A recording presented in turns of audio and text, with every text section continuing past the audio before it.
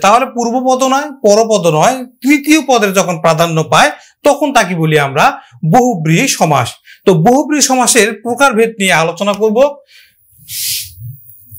সমানাধিকরণ বহুব্রীহি, সমানাধিকরণ।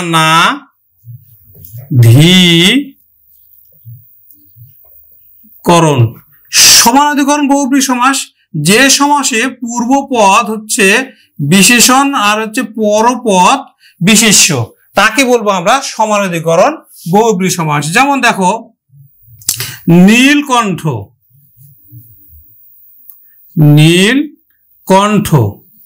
তো এখন দেখো নীল হচ্ছে বিশেষণ, কণ্ঠ হচ্ছে যে বিশেষ্য, তাহলে পূর্বপদ নয়, পরপদ নয়, তৃতীয় পদের প্রাধান্য পাচ্ছে।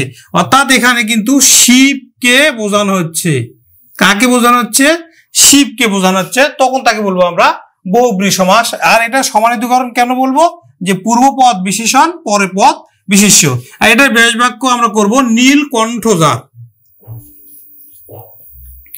নীলকণ্ঠ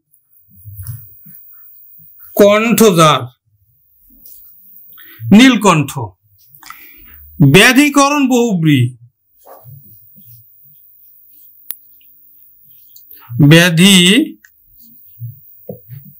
ব্যাধিকরণ বহুব্রীহি। তো ব্যাধিকরণ বহুব্রীহি সমাস কাকে বলবো?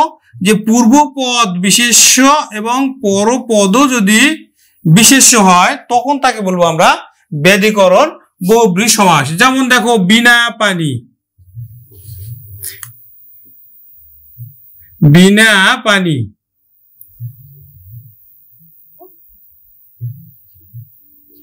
বিনা বিনা পানি। তো বিনা মানে হচ্ছে বাদ্যযন্ত্র, পানি মানে হচ্ছে হাত।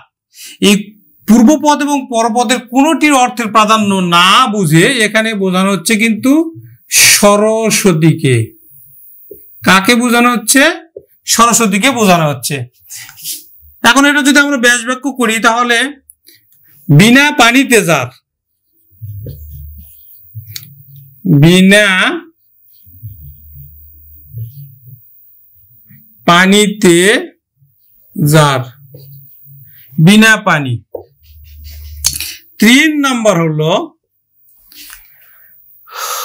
ব্যতিহার বহুব্রীহি। ব্যতিহার বহুব্রীহি। তো ব্যতিহার বহুব্রীহি সমাস আমরা কাকে বলবো?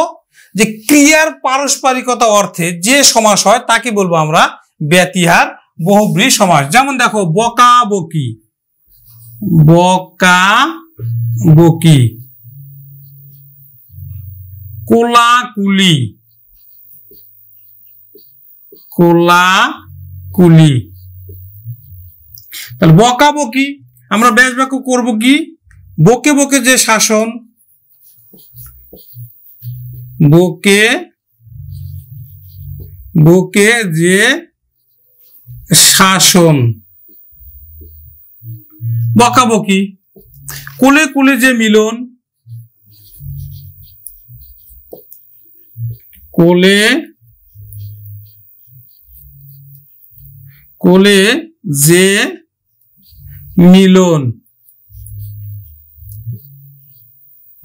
কোলাকুলি। 4 নাম্বার মধ্যপদলোপী বহুব্রীহি সমাস। 4 নাম্বার হলো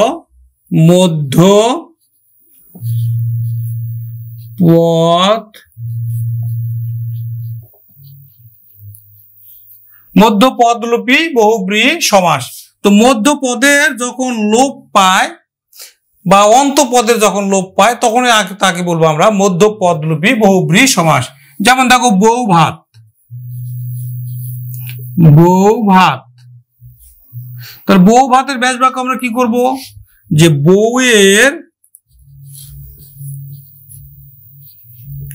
সম্মানে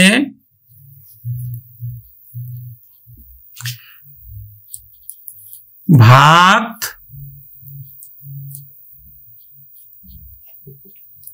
খাওয়ানো হয় যে অনুষ্ঠানে। বউ ভাত। দেখো বউ ভাত, এই যে পরপদের যে পরপদগুলো যে কি হলো, লোপ পেয়ে গেল, এই জন্য এটাকে বলা হচ্ছে মধ্যপদলোপী বহুব্রী সমাস। তারপরে দেখো সংখ্যাবাচক বহুব্রী সমাস। সংখ্যাবাচক বহুব্রী সমাস, যে সমাসের শুরুতেই একটা সংখ্যা থাকবে এবং পূর্বপদ নয়, পরপদ নয়, তৃতীয় পদের যখন প্রাধান্য পাবে তখন তাকে বলবো আমরা সংখ্যাবাচক বহুব্রী সমাস।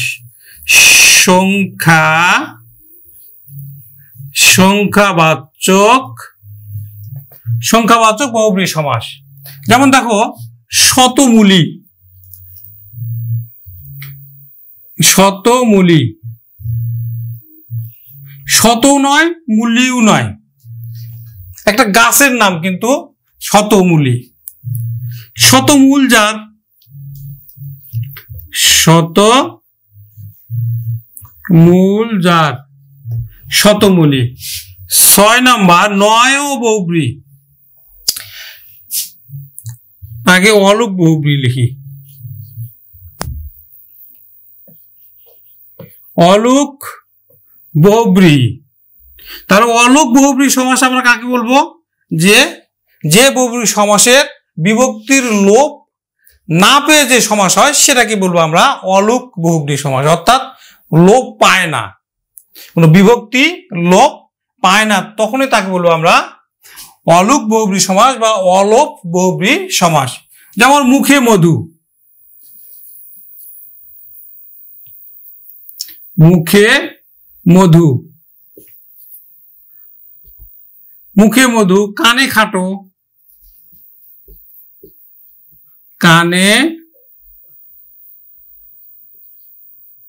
কানে খাটো। তাহলে মুখে মধু যার, মুখে মধু যার, কানে খাটো, কানে খাটো যে বা যার, যাই দেও। তাহলে অলুক। 7 নাম্বার নয় বহুব্রী সমাস।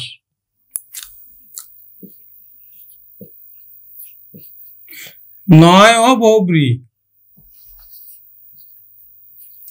যে বহুব্রী সমাসে নেই অর্থ প্রকাশ করবে তখন তাকে বলবো আমরা নয় বহুব্রী সমাস। যেমন দেখো নির্লোভ,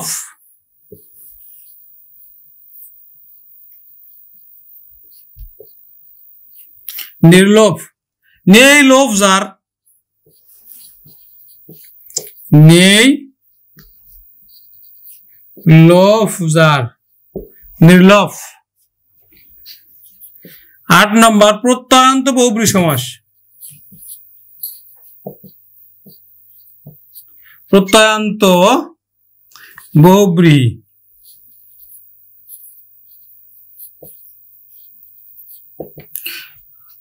প্রত্যয়ান্ত বহুব্রী সমাস। তো প্রত্যয়ান্ত বহুব্রী সমাস আমরা কাকে বলবো, যে বহুব্রী সমাসের সমস্ত পদে প্রত্যয় থাকবে আ, এ আর হচ্ছে ও। যে বহুব্রী সমাসের সমস্ত পদে প্রত্যয় থাকবে আ, এ, ও, তাকে বলবো আমরা কিন্তু প্রত্যয়ান্ত বহুব্রী সমাস। যেমন দেখো এক চোখা, এক চোখা। তাহলে একদিকে চোখ যার, ঘর মুখ,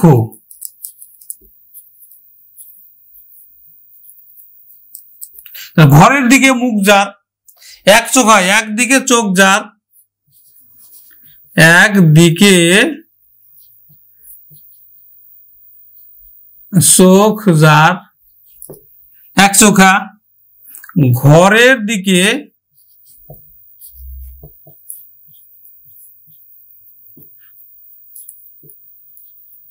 মুখ যার, ঘর মুখ। দেখো এখানে আ আছে, এখানে ও আছে সমস্ত পদে। লাস্ট সহার্থক বহুব্রী সমাস। সহার্থক বহুব্রীহি সমাস।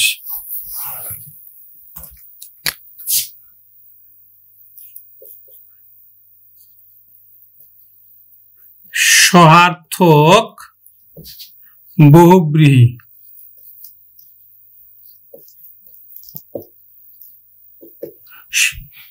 সহার্থক বহুব্রীহি সমাস আবার কাকে বলবো? যে সহিত অর্থে সহার্থক বহুব্রীহি সমাস হয়ে থাকে।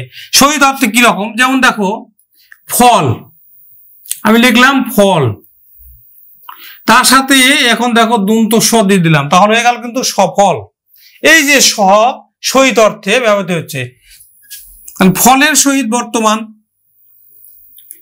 ব্যাসবাক্য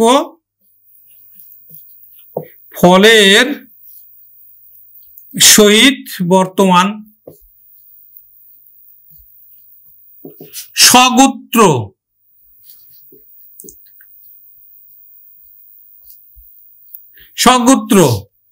গোত্রের সহিত বর্তমান, গোত্রের সহিত বর্তমান সগোত্র। শিক্ষার্থী বন্ধু, আজকে আমরা বহুব্রীহি সমাস শিখলাম। পরবর্তী ক্লাসে আমন্ত্রণ জানিয়ে আজকের ক্লাস এখানে শেষ করছি। নমস্কার।